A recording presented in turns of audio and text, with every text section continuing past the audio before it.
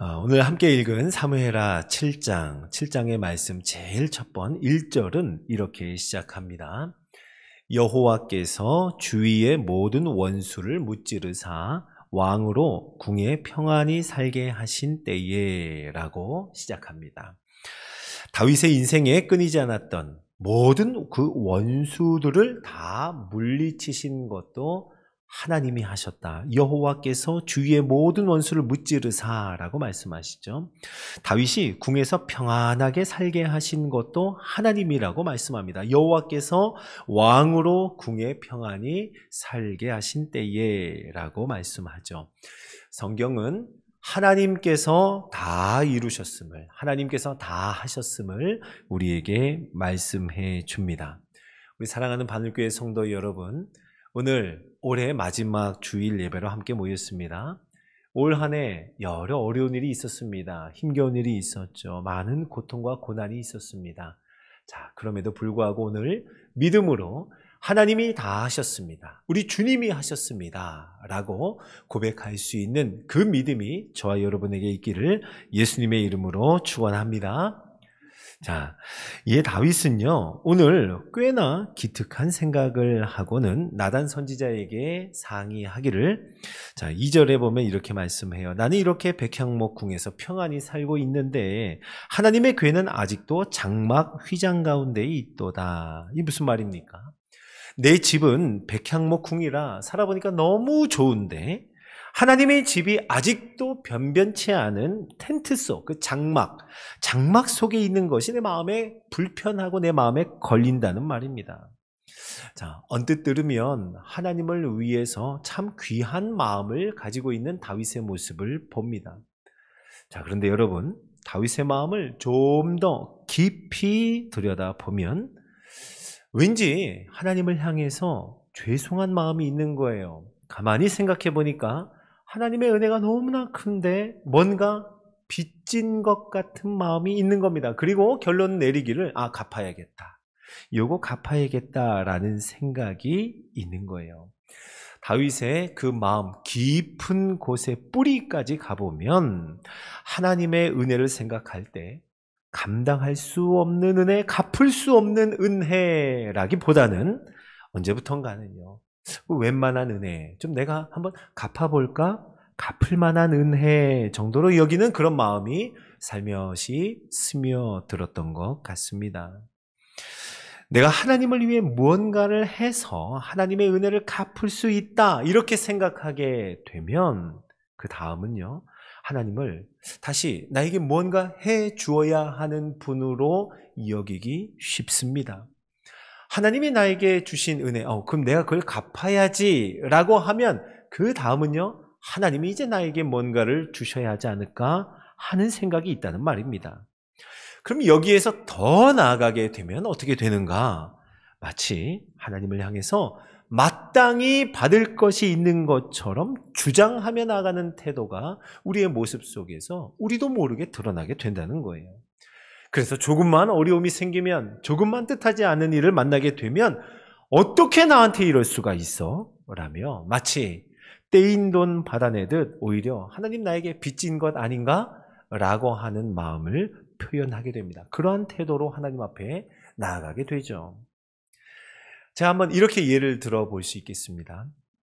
어렸을 때 저는 부모님을 향해서 효심이 굉장히 깊었습니다. 제 딴에는 그랬습니다.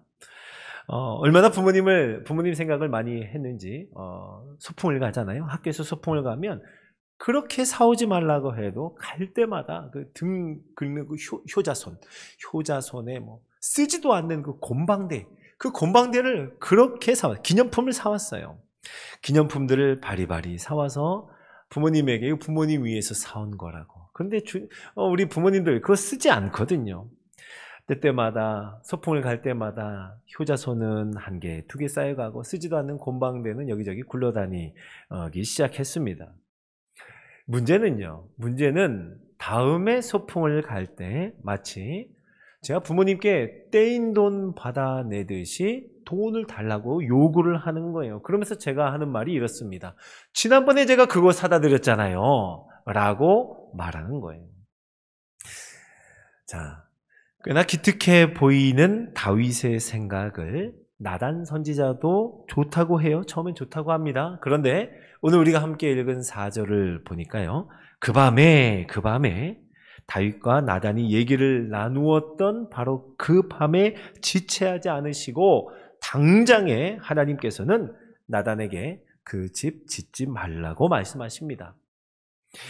너가 나를 위하여 내가 살 집을 짓겠다고? 내가 언제 나를 위해서 백향목 집을 건축하지 않았느냐라고 말한 적이 있느냐는 거예요. 집은 너가 나를 위해서 짓는 것이 아니라 내가 너를 위하여 집을 짓는 것이다 라고 말씀하십니다. 그러면서 다윗이 지금은 왕이 되었지만 어려서 목동이었을 때부터 다윗이 가는 곳마다 언제나 함께 하셨던 하나님, 모든 원수들을 다윗 앞에서 다 멸하셨던 하나님은 하나님이 행하셨던 그 이야기를 꼼꼼히 하나씩 다윗에게 다시 해줍니다. 어릴 때 목장에서부터 너를 불러내어서 모든 원수 하나하나를 멸하기까지 하나님은 언제나 다윗과 함께 하셨음을, 어디에 있든 어떤 상황에 있든 하나님이 다윗과 함께 하셨음을, 그러므로 다윗이 있는 그곳은 어디라 할지라도 바로 이미 하나님이 함께 하시는 곳, 하나님의 집이었고 그곳이 바로 하나님의 처소였음을 말씀해 줍니다. 그리고 여기까지만이 아니라 앞으로도 부어주실 하나님의 은혜를 말씀하세요. 다윗의 이름을 앞으로 위대하게 만들어 주리라 라고 말씀합니다. 정말 하나님께서 말씀하신 대로 다윗은요, 이방 민족들 가운데 다윗의 이름을 정말 존귀하게 하셨습니다. 뿐만 아니라 이스라엘의 다윗 뒤로 나오는 모든 왕들의 이야기를 할 때 그 기준은 다윗의 이름이 기준이 되었습니다. 누구누구는 다윗과 같아서 선한 왕이었고 누구누구는 다윗과 같지 않아서 악한 길로 행하였다라고 다윗이 기준이 되었습니다. 다윗을 그만큼이나 높여주셨어요.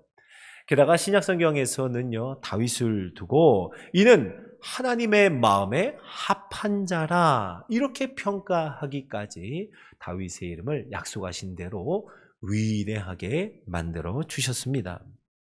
그리고 하나님이 또 이런 약속을 하세요. 사사의 때와 같지 않게 하시겠다. 이 약속을 11절에서 주십니다. 자, 11절 말씀을 한번 볼까요? 전에 내가 사사를 명령하여 내 백성 이스라엘을 다스리던 때와 같지 아니하게 하고 너를 모든 원수에게서 벗어나 편히 쉬게 하리라. 아멘, 아멘. 자, 여러분, 사사시대가 어떤 시대였나요? 왕이 없으므로 자기의 소견에 옳은 대로 행하였다. 이것이 사사시대의 단적인 모습입니다. 이스라엘은 언제나 하나님을 향하여 범죄하였고 범죄하면 하나님은 이방 민족들을 다시 강하게 하셔서 이스라엘을 압제하게 하셨습니다. 이것이 너무 고통스럽고 힘들어서 하나님을 향하여 부르짖으면 하나님은 사사를 세워서 구원하셨죠. 그런데 이렇게 평안함이 잠시 찾아들면 또다시 범죄하는 이스라엘의 모습이었습니다. 범죄하고 다시 압제당하고 하나님께 부르짖고 그러면 다시 하나님이 또 구원하시고 또다시 범죄하고 이 반복을 끊임없이 했던 것, 그러니까 안식의 땅에 들어왔지만 안식하지 못하는, 편히 쉬지 못하는 이스라엘의 모습이 바로 사사의 때였습니다. 자, 안식의 땅에서 멈출 것 같지 않았던 이스라엘의 울부짖음은 계속 되었다는 말입니다. 그런데 다윗 때에는 이제는 그렇게 울부짖음으로 가득한 때가 아니라 이제는 편히 쉬게 하리라. 안식의 땅에서 안식하게 할 것이다. 이것이 하나님께서 다윗에게 약속하신 말씀이었습니다. 여기서 멈추지 않습니다. 하나님은 다윗에게 더 멀리 있는 약속을 하시는데요. 이제 다윗이 죽은 후에도 너희의 후손을 계속 세워서 이 나라를 견고하게 하리라 라고 말씀합니다. 다윗이 죽은 후에까지도 약속하시는 하나님. 자, 성도 여러분, 어떻습니까? 하나님이 약속하신 것을 가만히 들어보니까 다윗이 어디 쉽게 갚을 수 있는 은혜일까요? 한번 내가 갚아보겠다라고 나설 수 있을 만한 그런 은혜입니까? 아니에요. 만약 하나님이 약속하신 이것을 빚진 것으로 따진다면, 만약 따져보자면 오늘 하나님은 다윗이 지금까지도 엄청난 빚을 졌을 뿐만 아니라 지금까지 엄청난 빚을 진 것을 다시 꼼꼼하게 기억하게 하셨습니다. 그리고 앞으로 지게 될 빚도 엄청난 것을 알려주면서 그 빚을 더 얹어주는 것과 같은 거예요. 이 말은 뭐예요? 하나님이 다윗에게 허락하시고 약속하신 것은 은혜라고 밖에는 달리 표현할 길이 없습니다. 웬만한 빚도 아니에요. 갚을 수 있는, 감당할 수 있는 빚이 아닙니다. 은혜요, 은혜. 이것은 은혜입니다. 자, 사랑하는 우리 반월교회 성도 여러분, 하나님은, 또 하나님의 은혜는 우리가 생각하는 정도 또는 우리가 구할 만한 정도를 훨씬 넘어서는, 그야말로 한마디로 말하면 우리 수준이 아니라 하나님은 하나님 자신의 수준으로 역사하시는 분임을 믿으시기 바랍니다. 자, 이것을 에베소서에서는 이렇게 말씀해요. 에베소서 3장 20절입니다. 우리 가운데서 역사하시는 능력대로 우리가 구하거나 생각하는 모든 것에 더 넘치도록 능히 하실 이에게.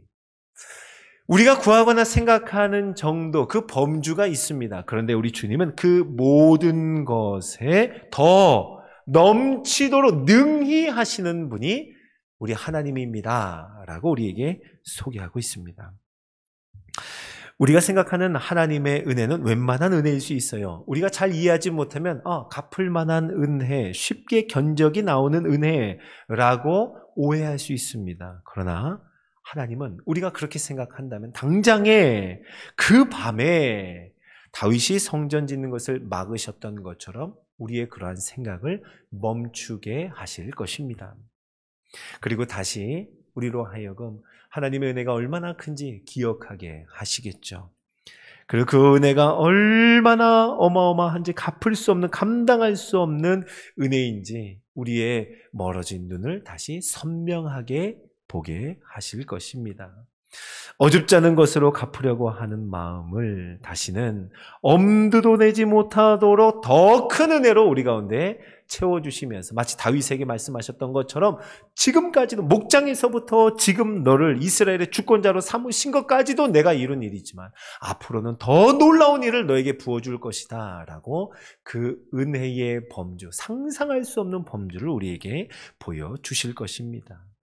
그래서 여러분, 우리가 진정한 은혜를 받았다라고 한다면, 그 은혜를 깊이 깨달았다 하면 갚을 생각에 급한 마음 드는 것 아니라, 마치 내가 그 은혜를 다 갚은 것처럼 내가 그래서 주님을 위해 이것을 했습니다, 저것을 했습니다, 다른 사람을 향해서 내가 하나님을 향해 이것 했다라고 자랑하지 않습니다. 그럴 수 없어요. 하나님의 은혜를 깊이 깨달았다면, 진심으로 하나님의 은혜를 받았다 하면 그저 눈물만 나는 거예요. 눈물을 흘릴 수밖에 없는 거예요. 아무 말도 할 수가 없는 겁니다.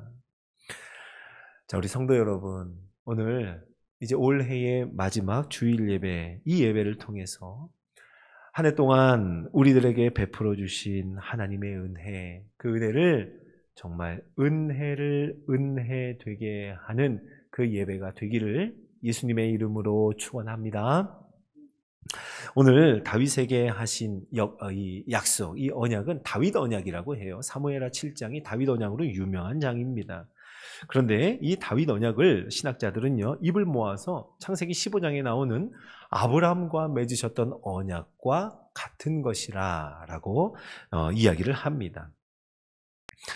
창세기 15장에 보면 아브라함이 자녀가 하나도 없을 때에 어느 날 밤 하나님께서 아브라함을 밖으로 이끌어 내십니다. 그리고 하늘을 보게 하세요. 저 별들을 보라. 내 자손이, 지금 자녀가 하나도 없는 그때에 내 자손이 바로 이 뭇별과 같이 되리라 라고 약속하셨어요. 그리고는 그 약속을 확실히 하기 위하여 암소, 암염소, 순양, 산비둘기, 집비둘기 이 가축들을 다 가지고 오라고 해요. 그리고는 이 가축으로 언약을 맺으시는데요. 언약이라고 하는 이 단어가 히브리어로는 베리트라고 하는 단어입니다. 베리트라고 하는 것은 단순한 약속이 아니라 손가락 걸고 하는 이 정도의 약속이 아니라 굉장히 무서운 의미가 들어있는 계약입니다. 그 의미가 이래요. 여러 동물들을 반을 그대로 갈라놓습니다. 위에서부터 아래로 갈라놓으면 똑같은 모양의 사체가 생기겠죠. 그 둘을 양옆에 갈라놓습니다. 그러면 똑같은 사체, 그 안에는 피가 낭자할 거예요. 그 사이를 언약의 대상자, 계약의 두 대상자가 함께 걸어가요.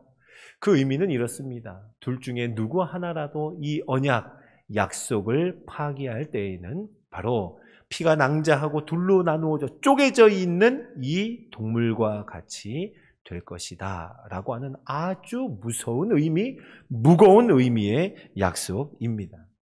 자, 하나님께서 아브라함과 언약을 맺으신다 할 때는 하나님과 아브라함이 함께 그 사이를 지나가야 맞는 거예요. 그런데 하나님의 은혜가 얼마나 큰지요. 하나님이 아브라함을 깊이 잠들게 하십니다. 깊이 잠들게 하시고 하나님이 횃불의 형상으로 그 모든 가축들 사이를 홀로 지나가십니다. 이게 무슨 의미일까요? 이 모든 언약, 이 모든 약속의 책임은 하나님이 홀로 그 책임을 지시겠다. 이 약속을 하나님이 홀로 지키시고 이루시리라 말씀하시는 거예요. 아니, 엄밀히 말하면 아브라함에게 이 언약을 지킬 능력이 조금도 없음을, 아브라함의 자손들에게 하나님과의 언약을 지킬 능력이 조금도 있지 않음을 이미 다 아시고 하나님의 은혜를 그 백성에게 부어주시는 약속의 표시였죠. 한번 생각해 보세요. 아브라함의 하나님, 이삭의 하나님, 야곱의 하나님, 그 이스라엘의 하나님, 12지파의 하나님이라고 하는데요. 언제나 그 언약, 약속을 파기한 것은 이스라엘이었습니다. 원래는 이스라엘이 피를 흘려야 했어요. 쪼개져서 죽어야 했습니다. 멸함을 당해야만 했습니다. 그런데요, 그에 반해서 하나님은요, 한 번도 약속을 어기지 않으세요. 언약을 파기하고 돌아선 적이 한 번도 없으십니다. 자, 오히려 언약을 파기한 이스라엘에게 긍휼을 베푸시고 오래 참으시고 기다리시고 끝까지 그들의 살 길과 생명의 길을 내어주신 분이 바로 언약의 주체가 되시는 하나님 아버지셨습니다. 자, 그렇게 약속한 것을 다 이루시고 홀로 주님이 다 이루시는 가운데에 아브라함에게 약속하신 그 땅에서 지금 이스라엘이 살아가고 있는 거예요. 아브라함이 약속하신 그 수많은 자손들이, 아브라함에게 약속하신 그 수많은 자손들이 다윗과 함께 한 신앙의 공동체를 이루어서 그 약속의 땅에 평안을 누리고 있는 것입니다. 그리고 오늘 다시 하나님은 아브라함에게 약속하셨던 것처럼 다시 다윗에게 약속을 하십니다. 성경학자들은요, 이 다윗의 약속을 또 이렇게 표현해요. 1인칭 주어로 가득한 언약입니다 라고 말해줍니다. 무려 23개의 동사가 1인칭으로 구성이 되어 있어요. 기록이 되었습니다. 하나님께서 이미 행하신 일, 지금도 행하고 계시는 일, 앞으로 하나님께서 하실 일을 이 다윗 언약 속에 1인칭으로 가득히 우리에게 말씀해 주신다는 겁니다. 하나님이 하셨고 하나님이 지금도 일하시며 하나님은 이루실 것입니다. 다 주님이 하십니다 라고 말씀하고 있습니다. 너가 하나님을 위해서 집을 짓는 것이 아니라 주님이 너를 위해서 집을 짓는 것이다. 주님이 지금까지 너희를 위하여, 우리를 위하여 집을 짓고 계심을 거듭 말씀해 줍니다. 다윗의 시에서 나는 자의 왕위를 영원히 견고하게 하시겠다. 나는 그에게 아버지가 되고 그는 나에게 아들이 되리라 라고 말씀하시죠. 이것이 1차적으로는 솔로몬을 의미하지만 장차 궁극적으로는요, 더 나아가면 언약의 완전한 성취자로 오시는 예수 그리스도를 의미합니다. 아브라함에게 약속하셨던 그 언약을 이루기 위해, 다윗에게 주셨던 그 약속을 이루기 위해 바로 우리를 위해 이 땅에 오셨고 피를 흘리시고 찢기시고 쪼개어지신 예수 그리스도, 예수 그리스도로 말미암아 이제 저와 여러분이 하나님의 집이 되었어요. 하나님이 우리를 그렇게 지으셨다는 겁니다. 그리고 하나님이 우리 안에 거하시는, 하나님이 거하시는 처소가 우리의 삶, 우리의 영혼이 되었음을 믿으시기 바랍니다. 그래서 신약이 시작하는 마태복음이죠. 마태복음 제일 첫 번 1장 1절은 예수님을 이렇게 소개합니다. 마태복음 1장 1절, 아브라함과 다윗의 자손 예수 그리스도의 계보라. 아브라함에게 약속하셨던, 다윗과 언약을 맺으셨던 바로 그 약속을 이루신 분이 예수 그리스도로 말미암아 나타난 완전한 언약의 성취자 하나님 아버지라고 말씀하고 있습니다. 오늘 사무엘하 7장에서 하나님께서 다윗에게 약속하시는 것을 다윗이 다 이해하지는 못했을 거예요. 그것이 얼마나 놀라운 일인지는 다 알지 못했을 것입니다. 그런데 하나님은 이렇게 말씀하세요. 양을 따르는 데에서 취하여, 목장에서부터 너를 취하여 너가 어디로 가든지 내가 너와 함께 하였다. 하나님이 함께 하셨다 하면 바로 그곳이 하나님의 집이었고 하나님의 처소였음을, 이미 하나님의 집이 다 세워지고 이루어지고 있었음을 말씀하시죠. 자, 여러분 보세요. 이러한 하나님의 놀라운 약속, 이 언약을 다시 한번 이 마음에 새기게 된 다윗은 하나님을 향해서 이제는 이렇게 고백하게 됩니다. 오늘 말씀을 지나서 사무엘하 7장 18절을 보면 이렇게 말씀하세요. 다윗 왕이 여호와 앞에 들어가 앉아서 이르되 주 여호와여, 나는 누구이오며 내 집은 무엇이기에 나를 여기까지 이르게 하셨나이까. 다윗의 변화가 좀 보이십니까? 자신은 백향목 궁전에서 사는 왕이고 내가 하나님의 성전도 백향목으로 능히 건축할 수 있는 사람이라 스스로 여겼던 다윗이 하나님의 언약의 말씀을 다시 듣고는 그 모든 마음이 다시 낮아졌습니다. 내가 누구이오며 내 집이 무엇이기에 나를 여기까지 이르게 하셨습니까? 너무 겸손해졌어요. 오히려 하나님의 은혜에 감격하며 탄식하며 묻고 있습니다. 내가 누구이오며 내 집이 무엇이기에. 다윗은요, 하나님의 언약에 대한 반응으로 고백하기를, 그 고백하는 모든 말들을 보면 자신을 10번이나 종이라고 표현하면서 이스라엘의 주권자 왕인데도 불구하고 종이라고 부름으로써 하나님과의 차이를 극대화하고 있습니다. 자신을 한없이 낮은 자로, 그리고 하나님을 지극히 높은 자로 다시 고백하고 있는 거예요. 다윗은 그래서 이렇게 고백했을까요? 다윗이 노래한 시편 127편 1절은 이렇게 말씀합니다. 여호와께서 집을 세우지 아니하시면 세우는 자의 수고가 헛되며, 또 여호와께서 성을 지키지 아니하시면 파수꾼의 깨어 있음이 헛되도다. 아멘. 내가 집을 짓는 것이 아니라, 내가 하나님을 위해서 집을 짓는 것이 아니라 주님이 집을 지으셔야 우리에게 소망이 있습니다. 하나님께서 집을 세우지 아니하시면 세우는 자의 수고가 헛되다라고 고백하죠. 나중에요, 다윗이 자신은 성전을 짓지는 못하지만, 건축하지는 못하지만 하나님의 성전 건축을 위해서 모든 예물과 또 모든 재료들을 다 준비해 놓고는 하나님 앞에 고백하는 감사의 기도가 나옵니다. 역대하 29장 14절과 15절을 제가 한번 읽어볼게요. 나와 내 백성이 무엇이기에 이처럼 즐거운 마음으로 들을 힘이 있었나이까. 모든 것이 주께로 말미암아 싸우니 우리가 주의 손에서 받은 것으로 주께 드렸을 뿐이니이다. 우리는 우리 조상들과 같이 우리 주님 앞에서 이방 나그네와 거류민들이나 세상에 있는 날이 그림자 같아서 희망이 없나이다.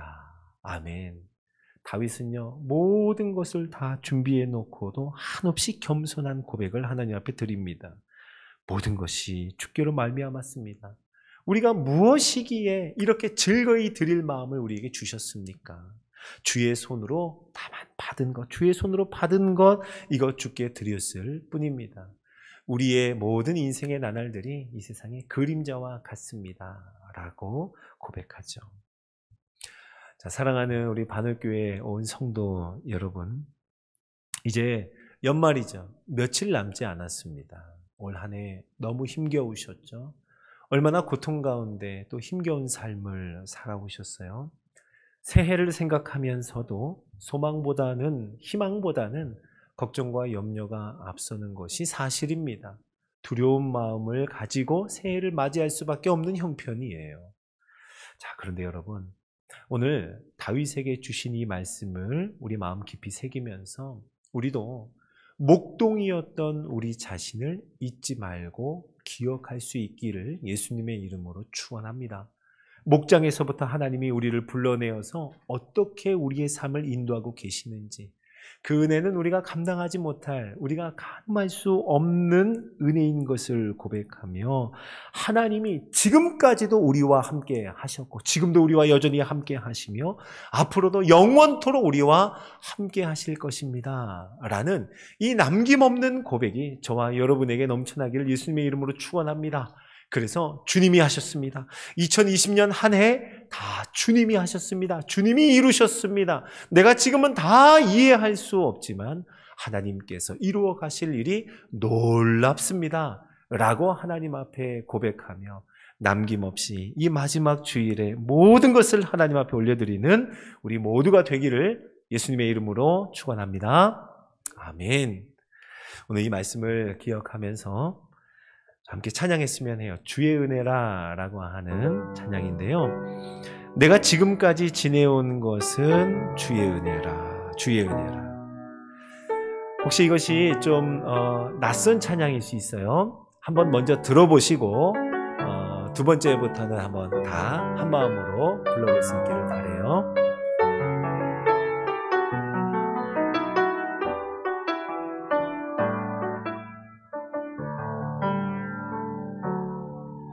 내가 지금까지 지내온 것은 주의 은혜라, 주의 은혜라. 지금까지 지내온 것은, 다시 처음부터요. 내가 지금까지 지내온 것은 주의 은혜라, 주의 은혜라. 지금까지 지내온 것은 주의 은혜라, 주의 은혜라. 지금까지 지내온 것은 주의 은혜라, 주의 은혜라. 지금까지 지내온 것은. 자, 어떻게 같이 하실 수 있겠죠? 단순한 가사에 또 곡조도 좀 단순한 편입니다.